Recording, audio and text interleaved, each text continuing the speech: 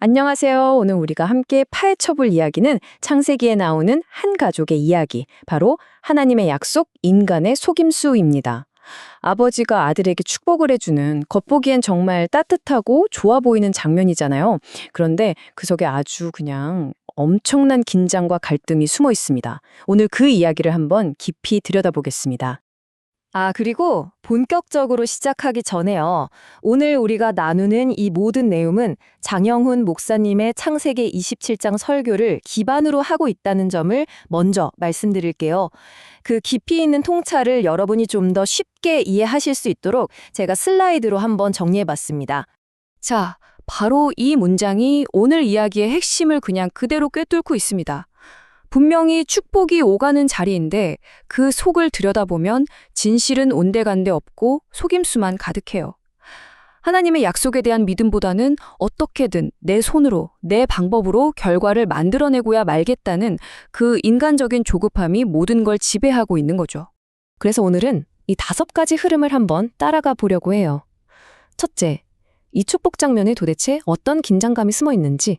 둘째, 인간의 방식과 하나님의 약속이 어떻게 부딪히는지. 셋째, 그 거짓말이 또 어떤 거짓말을 낳는지. 그리고 넷째, 이런 실패 속에서도 하나님은 어떻게 일하시는지. 마지막으로 이 모든 이야기를 통해 오늘 우리가 얻어야 할 교훈은 무엇인지까지 차근차근 짚어보겠습니다. 자, 그럼 첫 번째 주제부터 시작해 볼까요?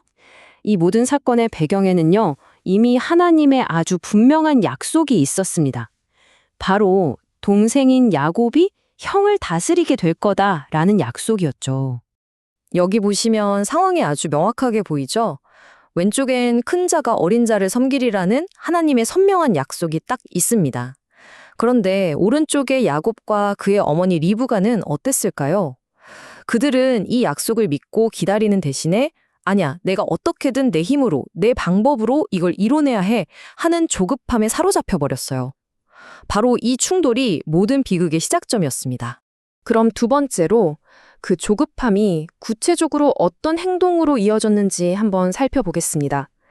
약속을 기다리는 걸 포기한 이들은요, 직접 아주 치밀한 계획을 세우기 시작합니다. 야, 리브가의 계획이 정말 얼마나 치밀했는지 한번 보세요. 이제 나이가 들어서 눈이 잘 보이지 않는 남편 이삭을 속이기 위해서 말 그대로 모든 감각을 동원합니다. 형 에서의 옷을 입혀서 그 냄새를 이용해 후각을 속이고요. 염소 가죽을 붙여서 촉감을 속이고 또 아버지가 좋아하는 특별한 음식을 만들어서 미각까지 속이려고 하죠. 이건 그냥 단순한 거짓말 수준이 아니에요. 하나님의 계획에 아주 정교하게 인위적으로 개입하려는 조작이었던 겁니다. 바로 이 지점에서 우리는 믿음이 도대체 뭘까 다시 한번 생각하게 됩니다. 믿음이라는 건요, 그냥 하나님의 약속을 머리로 아는 것에서 그치는 게 아니에요. 지금 보시는 것처럼 그 약속을 이루실 분은 내가 아니라 하나님이라는 걸 인정하고 그분의 때와 방법을 신뢰하면서 기다리는 것까지 포함해야 진짜 믿음인 거죠. 리브가와 야곱에게는요, 바로 이 결정적인 기다림이 빠져 있었던 겁니다. 잠언에 나오는 이 말씀이 핵심을 정확히 짚어주죠. 내 명철을 의지하지 말라. 이게 무슨 말이겠어요? 너의 그 똑똑함, 너의 그 잔꾀, 그거 믿지 말라는 겁니다. 하나님의 약속은 인간의 조작으로 이루어지는 게 아니라 하나님의 신실하심으로 이루어지는 거거든요. 길을 만드는 건 내가 아니에요. 하나님을 신뢰할 때 하나님께서 그 길을 열어주시는 거죠. 자, 이제 세 번째 주제로 넘어가 보겠습니다. 일단 한번 인간적인 방법을 쓰기 시작하잖아요?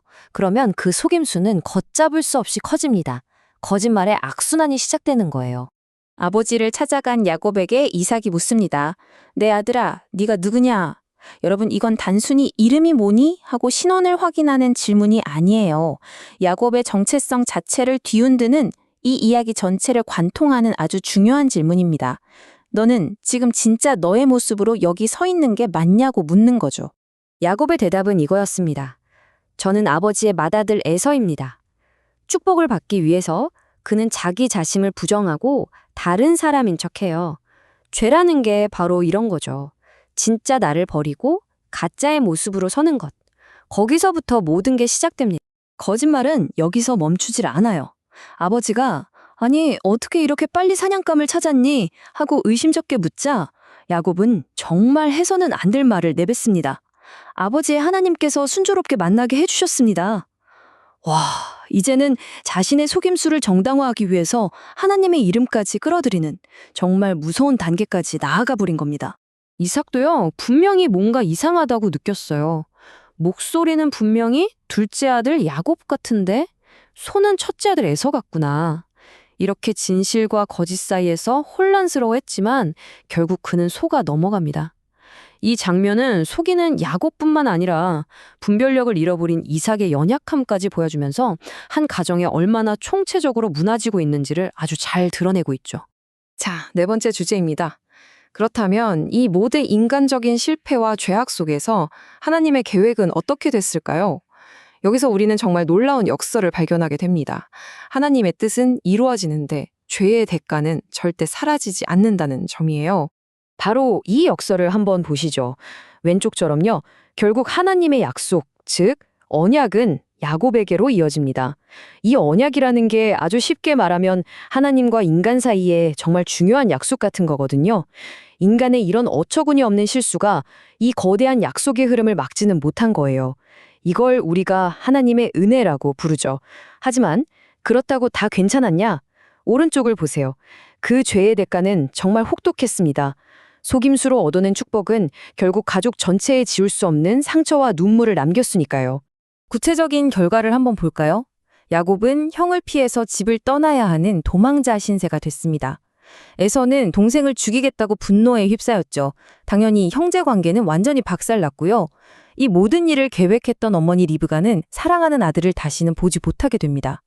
결국 축복은 얻었을지 몰라도 가족이라는 가장 소중한 걸 잃어버린 거예요. 목표를 위해서 관계를 희생시키는 모습, 어쩌면 오늘 우리 주변에서도 심심치 않게 볼 수 있는 모습 아닐까요? 성경은 이 원리를 아주 분명하게 경고합니다. 사람이 무엇으로 심든지 그대로 거둔다.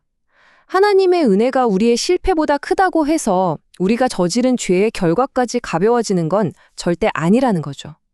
심은 대로 거둔다는 이 법칙은 여전히 유효합니다. 자, 이제 마지막입니다. 이 기나긴 이야기를 통해서 오늘을 사는 우리가 붙잡아야 할 교훈은 과연 무엇일까요? 이 이야기는 단순히 수천 년 전 과거의 기록이 아니라 바로 지금 우리의 모습을 비추는 거울이 될 수 있습니다. 오늘 이야기의 핵심 교훈 3가지로 딱 정리해 보겠습니다. 첫째, 기다리는 믿음이 없으면 결국 자기 방식, 즉 인간적인 꾀를 쓰게 된다. 둘째, 그 자기 방식은 결국 더 큰 거짓말과 관계의 왜곡을 낳는다. 그리고 마지막 셋째, 하나님의 약속은 우리의 실수에도 불구하고 이루어지지만 그 죄의 대가는 반드시 남는다. 그렇다면 우리는 무엇을 선택해야 할까요? 바로 이겁니다. 눈앞의 결과에 집착하기보다 하나님과 함께 걸어가는 그 과정을 소중히 여기는 것. 내 잔꾀를 의지하기보다 보이지 않는 하나님을 신뢰하는 길을 선택하는 거죠. 어쩌면 그 길이 더 느리고 답답해 보일지 몰라도 그 길이 가장 안전하고 확실한 길이기 때문입니다. 오늘 분석을 마치면서 우리 각자에게 이 질문을 한번 던져보고 싶습니다. 나는 지금 내 삶에서 하나님의 때를 신뢰하며 기다리고 있나요? 아니면 불안하고 조급한 마음에 야곱처럼 내 방식대로, 내 힘으로 나만의 길을 억지로 만들고 있지는 않나요? 이 질문에 대한 정직한 성찰이야말로 오늘 이 이야기가 우리에게 주는 가장 중요한 교훈이 아닐까 생각합니다.